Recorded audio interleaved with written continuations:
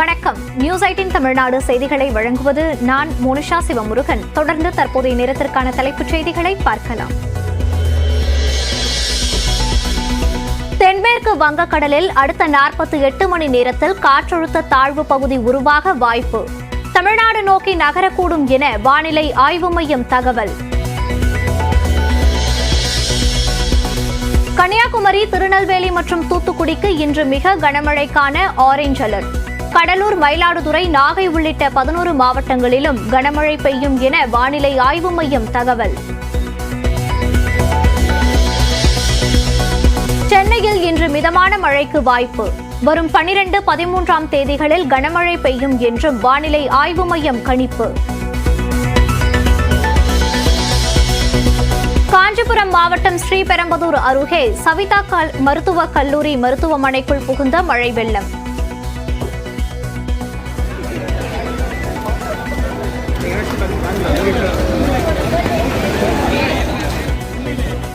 முழங்கால் அளவுக்கு தண்ணீர் தேங்கியுள்ளதால் நோயாளிகள் அவதி.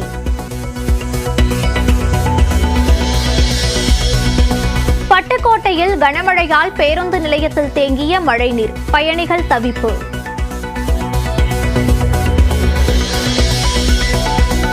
ஆவின் பால் விலையை உயர்த்தும் திட்டம் எதுவும் அரசிடம் இல்லை. ஆரோக்கிய பால் விலை உயர்த்தப்பட்ட நிலையில் அமைச்சர் ராஜகண்ணப்பன் விளக்கம்.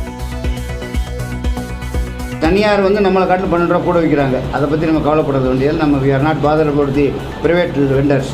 அதை பற்றி கவலை இல்லை. தமிழ்நாடு முழுவதும் அமரன் படம் திரையிடப்பட்டுள்ள தியேட்டர்களுக்கு காவல்துறை பாதுகாப்பு. எஸ்டிபிஐ கட்சியினர் போராட்டம் நடத்தி வரும் நிலையில் அசம்பாவிதங்களை தடுக்க முன்னெச்சரிக்கை நடவடிக்கை. பள்ளிக்கல்வித்துறையின் செயல்பாடுகள் குறித்து ஆய்வு நடத்திய முதலமைச்சர் மு.க. ஸ்டாலின், நிதி சாராத கோரிக்கைகளை சட்டப்பேரவை தேர்தலுக்குள் நிறைவேற்ற அறிவுறுத்தியுள்ளதாக தகவல்.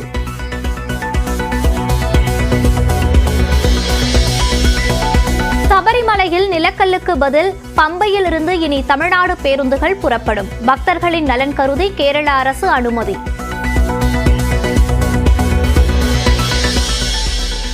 நாம் தமிழர் கட்சி ஒருங்கிணைப்பாளர் சீமானை சகோதரர் என குறிப்பிட்டு பிறந்தநாள் வாழ்த்து தெரிவித்த விஜய். சீமான் கடுமையாக விமர்சித்திருந்த நிலையிலும் வாழ்த்து சொன்ன விஜய். கமல்ஹாசனுக்கு பிறந்தநாள் வாழ்த்து கூறாத தவிக தலைவர் விஜய். கட்சி தொடங்கிய போது வெளிப்படையாக கமல் வாழ்த்து கூறாதது காரணமா என எழுந்துள்ள கேள்விகள். திமுக கூட்டணியை சிதறடிக்க தம்மை கருவியாக பயன்படுத்த சிலர் முனைப்பு காட்டுவதாக திருமாவளவன் குற்றச்சாட்டு. நூல் வெளியீட்டு விழாவில் பங்கேற்பதாலேயே அணி மாறிவிடுவோம் என்பது என்ன வகையான உளவியல் எனவும் கேள்வி.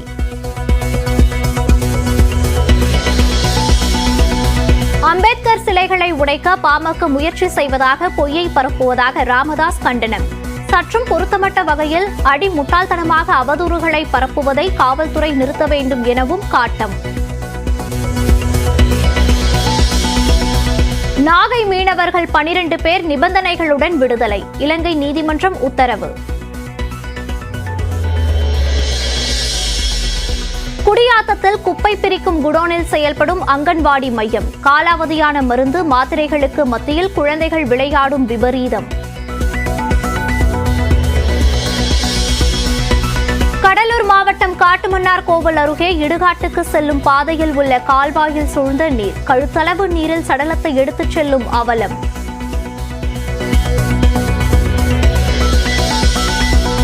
சிறப்பு அந்தஸ்து கோரி ஜம்மு காஷ்மீர் சட்டப்பேரவையில் 3வது நாளாக அமளி.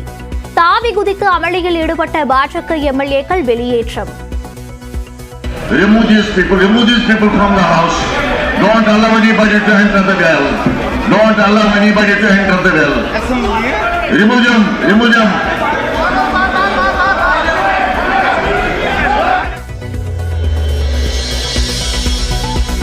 காஷ்மீரில் இந்தியா கூட்டணி ஆட்சி அமைத்ததும் சதி செய்வதாக பிரதமர் மோடி குற்றச்சாட்டு. சிறப்பு அந்தஸ்து அளிக்கும் அரசியல் சாசன பிரிவை யாராலும் மீண்டும் கொண்டுவர முடியாது என்றும் பேச்சு.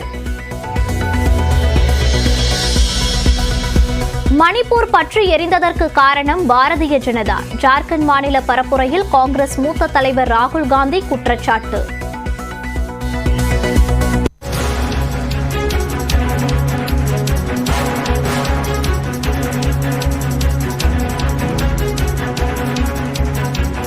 தற்போது கிடைத்திருக்கும் முக்கிய செய்தி 90 ஆண்டுகளில் முதல் முறையாக மேட்டூர் அணை தூர்வாரப்பட உள்ளது.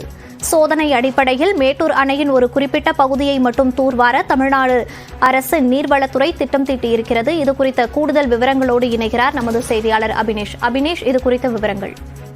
90 ஆண்டுகளில் முதல் முறையாக தூர்வாரப்பட இருக்கக்கூடிய மேட்டூர் அணையில் சோதனை அடிப்படையில் மேட்டூர் அணையின் ஒரு குறிப்பிட்ட பகுதியை மட்டும் தூர்வாருவதற்கு தமிழ்நாடு அரசின் நீர்வளத்துறை திட்டமிட்டிருக்கிறாங்க. இதற்காக சுற்றுச்சூழல் அனுமதி மற்றும் வனத்துறை அனுமதியை பெறுவதற்கான ஆலோசனைகளை நியமனம் செய்ய நீர்வளத்துறை டெண்டர் விடுத்திருக்கக்கூடிய நிலையில மத்திய அரசின் நீர் மற்றும் மின்சார ஆலோசனை சேவை மையமும் நீர்வளத்துறையும் இணைந்து இந்த மேட்டூர் அணையை தூர்வாருவதற்கான சாத்தியக்கூறு அறிக்கையை தயார் செய்திருக்கிறது. இந்த சாத்தியக்கூறு அறிக்கையின்படி மேட்டூர் அணையில் உள்ள ஒரு குறிப்பிட்ட பகுதியில் 1.40 லட்சம் யூனிட் வண்டல் மண் தூர்வார திட்டமிட்டிருக்கிறாங்க.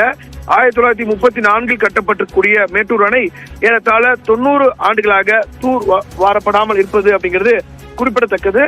அந்த அடிப்படையில இந்த மேட்டூர் அணையை தூர்வாருவதற்கான நடவடிக்கையை தமிழ்நாடு அரசு மேற்கொண்டுள்ளது. விவரங்களுக்கு நன்றி அபினேஷ்.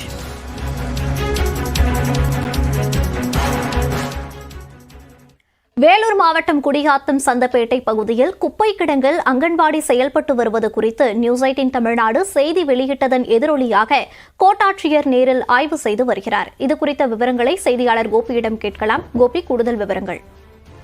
வணக்கம்.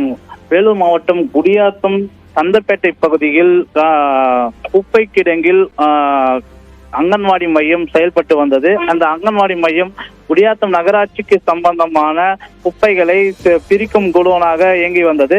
அதில் காலாவதியான மாத்திரைகளும் மூட்டை மூட்டையாக போடப்பட்டிருந்தன.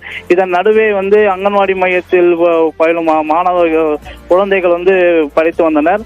இந்நிலையில் இந்த குழந்தைகளின் அவல நிலையை நம்ம நியூஸ் 18 தொலைக்காட்சியின் மூலம் செய்தி வெளியிட்ட உடனடியாக குடியாத்தம் கோட்டாட்சியர் சம்பவ இடத்தில் ஆய்வு செய்து குடியாத்தம் நகராட்சி ஆணையர் உடனடியாக அந்த குப்பைகளை மொத்தம் அப்புறப்படுத்தும் பணியில் ஈடுபட்டு வருகின்றனர். மேலும் சுகாதாரமற்ற இருப்பதாகவும் அதனை சுத்தமாக சீர் செய்து நாளை முதல் அந்த அங்கன்வாடி மையம் சுகாதாரமாக இயங்கும் என கோட்டாட்சியர் தற்போது நியூஸ் 18க்கு பிரத்யேகமாக பேட்டியளித்துள்ளனர்.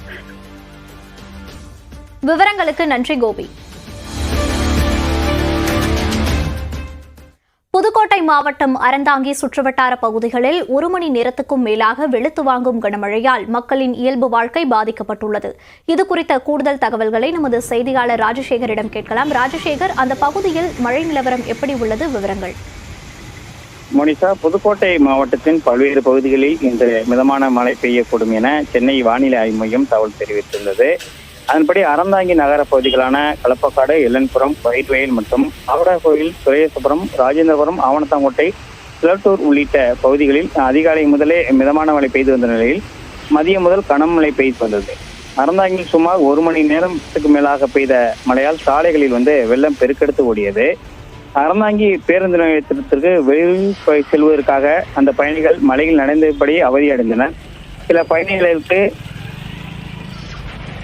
குடை வசதிகள் இல்லாததால் நனைந்தபடியே பேருந்துகள் ஏறி சென்ற ஒரு அவதியான ஒரு சூழ்நிலை இருந்தது. மோனிகா.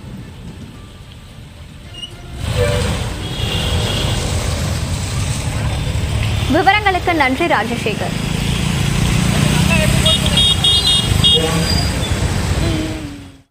தமிழ்நாட்டில் இன்று 12 மாவட்டங்களில் கனமழை பெய்ய வாய்ப்புள்ளதாக சென்னை வானிலை ஆய்வு மையம் தெரிவித்துள்ளது.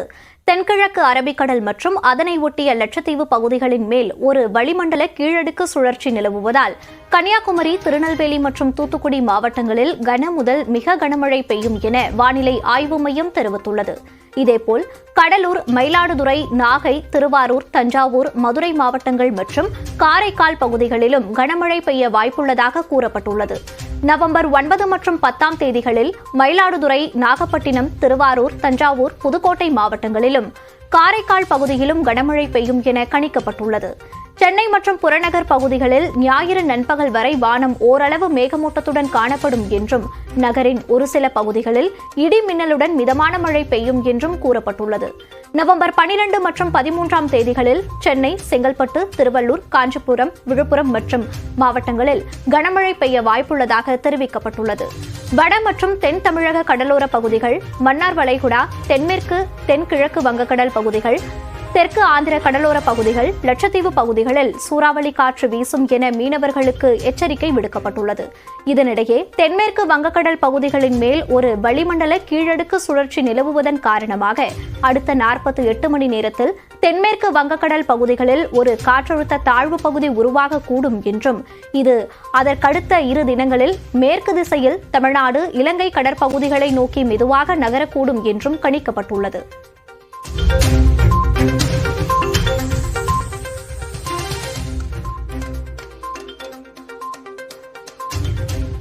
கன்னியாகுமரி மாவட்டத்தில் நாகர்கோவில், தக்கலை, மார்த்தாண்டம், இரணியல், பேயோடு, ராஜக்கமங்கலம், பூதம்பட்டி உள்ளிட்ட இடங்களில் கனமழை பெய்தது. தொடர் மழையால் நாகர்கோவில் மாநகரின் குடிநீர் ஆதாரமாக உள்ள முக்கடல் அணை நிரம்பியதால் உபரி நீர் வெளியேற்றப்பட்டு வருகிறது.